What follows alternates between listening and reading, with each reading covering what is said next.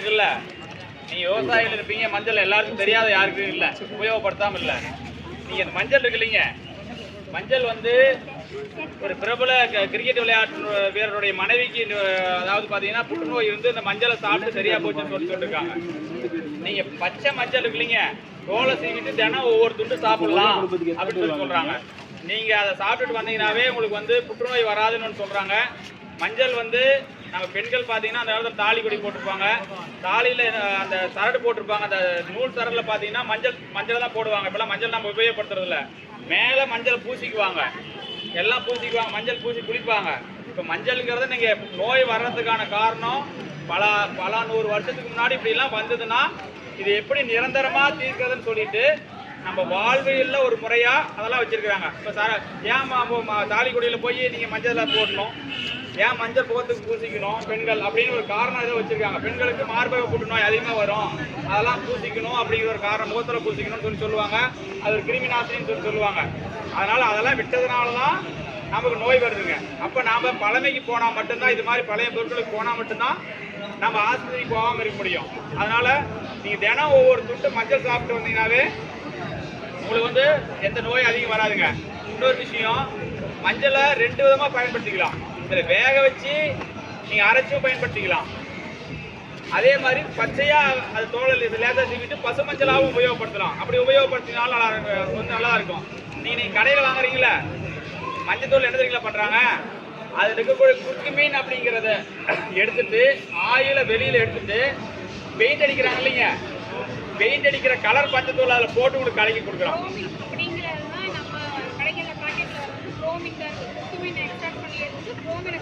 இப்போ நீ மிளகு வாங்குறீங்கன்னு வச்சுக்கோங்க, மிளகு என்ன தெரியுமா பண்ணுறான், மிளகு வேகமாக சுற்றி மிளகுல இருந்து ஆயில் எடுக்கிறான். புரியுதுங்களா? எப்படி மஞ்சளில் நீங்கள் மஞ்சளை பார்த்தீங்கன்னா மஞ்சள் தூள் நல்லா அமுத்தி வச்சிங்கன்னா அந்த பாத்திரத்தில் பார்த்தீங்கன்னா மஞ்சள் பிசு பிசுன்னு பிடிச்சிக்கும். அது மாதிரி மிளகை நல்லா வேகமாக சுற்றி அதுலேருந்து ஆயில் எடுத்து அதை வெளிநாட்டுக்கு அனுப்பிச்சிடுறான். நம்மகிட்ட சர்க்கரையாக இருக்கு இல்லைங்க, சர்க்கரை மேலே கருப்பாக நல்லா கருப்பு மைய மேலே பூசி அதை கொடுத்துட்றான். அதாவது நீங்கள் காலையிலேருந்து சாயந்தரம் வரைக்கும் சாப்பிட்றதுல ஏதோ 1-2 விஷம் இருந்தால் அந்த உடம்பு தாங்கிக்கும். சாப்பிட்றது அத்தனையும் விஷமா நான் சொல்ல புரியலைங்க. இப்போ நான் விவசாயிங்க, நான் என்ன தெரியுங்களா பண்ணுறது, நான் லாபம் வரணுங்கிறதுக்காக என்ன தெரியுங்களா பண்ணுறேன், ஒரு மஞ்சள் விவசாயின்னு ஒரு உதாரணத்துக்கு உங்களுக்கு சொல்கிறேங்க. எல்லாம் நீங்கள் எல்லோரும் சாப்பிட தானே போகிறோம். அதனால் இப்போ மஞ்சள்னா மஞ்சளுக்கு எடுத்தோன்னா மஞ்சள் உழவாட்டுறான்னு வச்சுக்கோங்க, அடி உரங்களா 2-3 உரங்களை போடுவாங்க. அடுத்தது மஞ்சளை நோய் வராமல் இருக்கட்டும்னு சொல்லி மஞ்சளை வந்து பாஸ் இல்லைன்னா அப்படிங்கிற இதில் நனைச்சிருவாங்க, ஏன்னா நோய் வரக்கூடாதுங்கிறதுக்காக. 2வது மருந்துங்களா, 3வது நட்டுட்டுங்க உடனே பில்லு வரக்கூடாதுன்னு இப்போ நாங்கள் அடிக்கிறதுல நாங்களாம் அடிச்சுட்டு இருந்தோம், நாங்களாம் 10-15 வருஷம் விட்டுட்டோம். நாங்களாம் நவீன விவசாயம் பண்ணிட்டு இருந்தவங்க தான். அப்போ எத்தனை ஒரு மஞ்சளில் நீ எத்தனை அதாவது ரசாயனத்தை உள்ள எடுத்துக்கிறீங்கன்னு தெரிஞ்சுக்கோங்க. அப்புறம் முளைச்சி வந்தோடனே நல்லா வளரணுங்கிறதுக்காக ஒரு க்ரோத் ப்ரமோட்டர் அடிப்போம். அப்புறம் ஒரு உரம் கொடுப்போம், 2வது ஒரு உரம் கொடுப்போம், பாரணிக்கும் போது உரம் கொடுத்து பாரணிப்போம். அப்புறம் இன்னொன்று செய்யுங்க, இந்த அழுகல் வந்துச்சுன்னா எதுக்குல பண்ணுவோம் சொல்லுவாங்க. அது எதுனா யாரு சாப்பிட்டாலும் செத்து போயிடுவாங்க, காப்பாற்றவே முடியாது. அப்ப இந்த 10 ஒரு 30 கிலோ 40 கிலோ வாங்கிங்க, மஞ்சள் சாரியில போட்டுருவோம், விவசாயி போட்டுருவாங்க. போட்டால் என்ன ஆகுன்னா அந்த அழுகல் வருது இல்லைங்க, கிழங்கு அழுகி போகுதுல, மஞ்சள் அழுகி போகுதுல்ல, அந்த பூச்சியெல்லாம் நூற்புழு அந்த பாக்டீரியாலாம் செத்து போயிருங்க. அதனால சிமெண்ட் நாங்கள் அடிக்கிற மருந்து போடுற உரம், நவீன கால விவசாயிகள்லாம் போடுற உரங்கள் எல்லாம் எங்கே இருக்குன்னா அந்த மஞ்சளுக்குள்ளே இருக்குங்க. புரியுதுல்லைங்க? எப்படி மஞ்சளுக்குள்ளே இருக்கும், மஞ்சளுக்குள்ளே இருந்து நீங்கள் என்ன பண்ணுவீங்க, அந்த மஞ்சத்தூளை அரைச்சி அப்புறம் காய வச்சுட்டுங்க, அரைக்கிறாங்க இல்லைங்க, அரைச்சிட்டு அது கெட்டு பூச்சி பிடிச்சி போயிருங்க. அப்புறம் பூச்சி பிடிக்காமல் இருக்கிறதுக்கு ஒரு மாத்திரைங்க, அலுமினியம் பாஸ்பேட்டுங்கிறது. இப்போ நான் ஒரு சின்ன உதாரணம் சொல்கிறேங்க, சல்பாக்ஸ் வச்சா என்ன சொல்கிறோம், ஒரு பெரிய பர்தா போட்டுங்க, காற்று உள்ளார போகாமல் அதுக்குள்ளே மஞ்சள் மூட்டை அடுக்கி ஒவ்வொரு மூட்டைக்கும் ஒவ்வொரு மாத்திரை அப்படின்னு பாஸ்பேட் வச்சுட்டோம்னா அப்படி தூளாயிருங்க. ஒரு பூனை என்ன ஆச்சுனாங்க, அந்த பர்தாக்குள்ளே போயிடுச்சு. பர்தாக்குள்ளே போயிட்டு மறுபடியும் எடுத்து பார்க்கும்போது பூனை என்ன இருக்கணும், செத்து அழுகி கெட்டு போயிருக்கணும்ல. ஆனால் கெட்டு போகக்கூடாது. அப்படியே காஞ்சி கருவாடாக இருந்ததுங்க பூனை. அப்போ என்ன ஆகுன்னா இந்த மஞ்சளில் பிடிக்கக்கூடிய மஞ்சள் ஓட்டலு தான் சல்பாக்ஸ் வைக்கிறோம். இப்போ என்ன ஆகுதுன்னா அங்கே நுண்ணுயிரிகளே இருக்காது. அந்த காற்று இருக்கிற அத்தனையும் காற்று விஷமாயிருங்க. விஷமான பின்னால அந்த அந்த பூனை கெட்டு போகாமல் அப்படியே சப்ளிஞ்சு அப்படியே முழு உருவத்தில் அப்படியே இருந்துதுங்க. இப்போ இதெல்லாம் சேர்த்து எல்லா மருந்தையும் சேர்த்திங்க மஞ்சத்தூளை அரைச்சி நாங்கள் உங்களுக்கு விற்கிறோம்.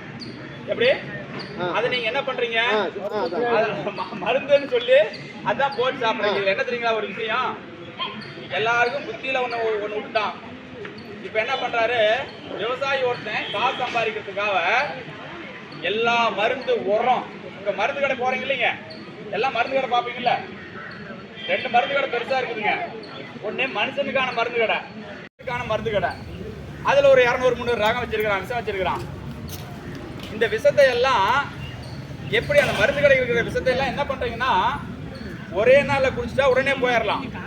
இது எப்படி தெரியுங்களா, தவணை முறையில டியூ கட்டுற மாதிரிங்க, கொஞ்சம் கொஞ்சமா ஒவ்வொரு பொருளையும் கொஞ்சம் கொஞ்சமா உள்ள எடுத்துக்கிறது. அப்ப நாம 100 வருஷம் இருக்க வேண்டிய நாம இப்ப ஏங்க இந்த மூட்டு வலி வந்துருச்சுன்னா யாருக்கும் ஏன் மூட்டு வலி வந்ததுன்னு தெரியாது, யாருக்கும் ஏன் ஒரு கேன்சர் வந்ததுன்னு தெரியாது, யாருக்கும் ஏன் சுகர் வந்ததுன்னு தெரியாது. எல்லாம் சொல்றாங்க இப்போ 40 வயசு வேணா சுகர் வந்துருமாப்பா, இதெல்லாம் எல்லாத்துக்கும் தெரிஞ்சதானே அப்படிங்கிற மாதிரி இந்த நோய்கள் எல்லாம் ஒரு சராசரியா எல்லாத்துக்கும் வருங்கிறது ஆகி போச்சுங்க. அதனால இப்போ நான் காசு சம்பாதிக்கிறதுக்காக என்ன பண்றேன், ஒரு விவசாயி எல்லாம் விஷத்தை கலந்து உங்களுக்கு விற்கிறேன்.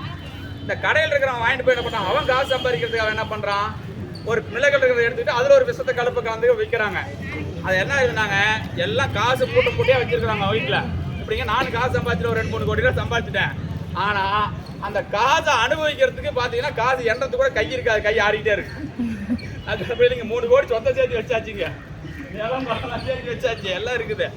ஆனா நாங்க என்ன சொல்றோம்னா எல்லாரும் நல்லா இருக்கணும் அப்படிங்கறதா எங்களோட 30 பேர்த்துடைய வேண்டுகோள். நான் சொல்ல புரிஞ்சுட்டீங்களா?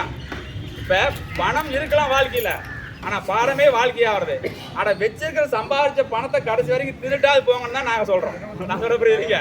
அதனால இங்க வந்த ஒவ்வொருத்தருக்கும் இந்த விதை வந்துங்க உங்களுக்கான ஆரோக்கியம் இது. அதே மாதிரி நீங்க வந்து ரசாயன விவசாயம் பண்ணினீங்களா, விவசாயம் இல்லைனாலும் இனி இயற்கை விவசாயத்துக்கு மாறுங்க, பாரம்பரிய உழவு முறைக்கு மாறுங்க அப்படிங்கிறதாங்க. நீங்க 4 பொருளை சாப்பிட்டாலும் நீங்க 40 பொருளை சாப்பிட்றது ஆரோக்கியம் இல்லாத சாப்பிட்டு எந்த பிரயோஜனம் இல்லை.